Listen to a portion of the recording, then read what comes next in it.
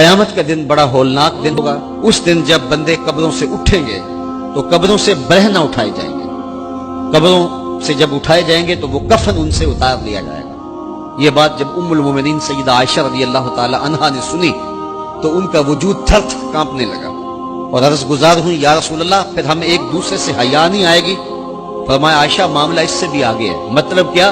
اگر کسی کو ہوش رہا تو حیا آئے گی نا، ہوش اڑے ہوئے ہوں گے، ہول قیامت طاری ہوگا، بدن کانپ رہے ہوں گے، کلیجے لرز رہے ہوں گے، دل خوف سے پانی پانی ہو رہے ہوں گے، پتے پانی ہو جائیں گے۔ تو حشر کے میدان میں جب لوگ جائیں گے تو سب سے پہلا سوال جو رب لوگوں سے پوچھے گا وہ کیا ہوگا؟ صحیح حدیث میں آتا ہے ان اول ما یحاسب بہ العبد بصلاتہ، قیامت کے دن بندوں سے اللہ تعالیٰ سب سے پہلا سوال یہ پوچھے گا کہ کیا تم نے نماز پڑھی تھی؟ سب سے پہلا سوال یوم حشر میں قیامت کے دن نماز کے بارے میں۔ اور اللہ تعالیٰ جل شانہ قیامت کے دن لوگوں کو اپنے حضور سجدہ ریز ہونے کا حکم دے گا کہ آج مجھے سجدہ کرو۔ دنیا پر کوئی سجدہ کرتا ہے یا نہیں کرتا؟ قیامت کے دن تو چاہے گا کہ ابھی سجدہ ریز ہو جاؤں، بلکہ کافر بھی چاہیں گے کہ ہم بھی سجدہ ریز ہو جائیں۔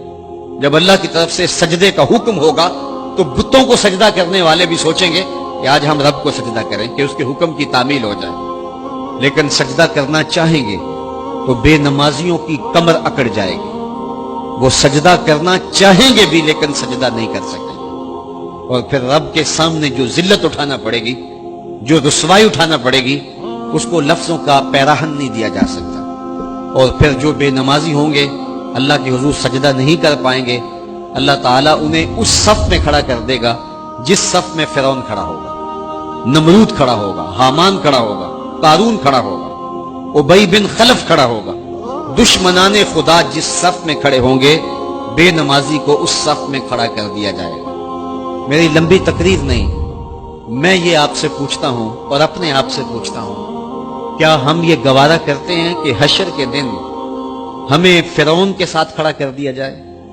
کیا یہ ہم گوارا کرتے ہیں کہ حشر کے دن ہمیں نمرود کے ساتھ کھڑا کر دیا جائے؟ کیا یہ ہماری طبیعت اس کو برداشت کر سکے گی کہ رسول اللہ کے دشمنوں کے ساتھ ہمیں کھڑا کر دیا جائے؟ اور کیا میری مائیں اور بہنیں اور بیٹیاں یہ گوارا کر سکتی ہیں کہ رسول اللہ کی راہوں میں کانٹے بچھانے والی ام جمیل کے ساتھ انہیں کھڑا کر دیا جائے؟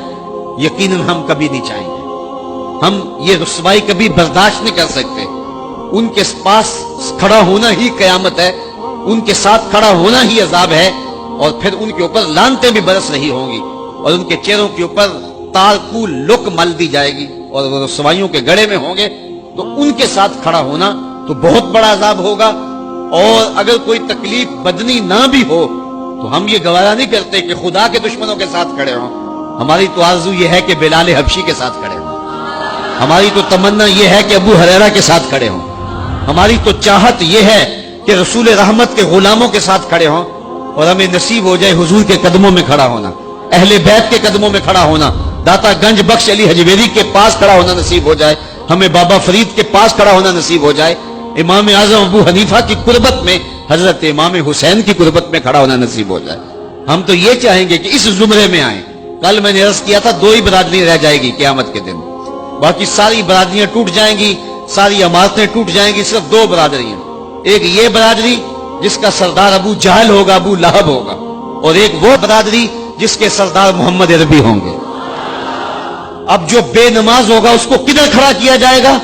جدھر ابو جہل ہوگا، جدھر ابو لہب ہوگا، جدھر عتبہ ہوگا، جدھر عتیبہ ہوگا، جدھر ولید بن مغیرہ ہوگا، جدھر فرعون ہوگا، حامان ہوگا، شدید ہوگا، شداد ہوگا، نفدنون ہوگا، قارون ہوگا، دشمنان خدا ہوں گے۔ بے نمازی کو صف میں کھڑا کر دیا جائے۔ 6 گھنٹے کی تقریر نہیں کرتا، ان 2 لفظوں کو سمجھ لیں۔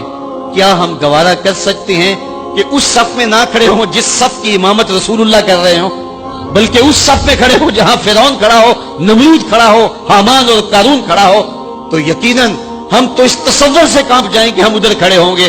تو پھر آج دعا کی اس محفل کے اندر یہ عزم کر کے اٹھو کہ جان جائے تو جائے، نماز نہ جائے۔ 5 گانا نماز شعار زندگی بنا لیں گے۔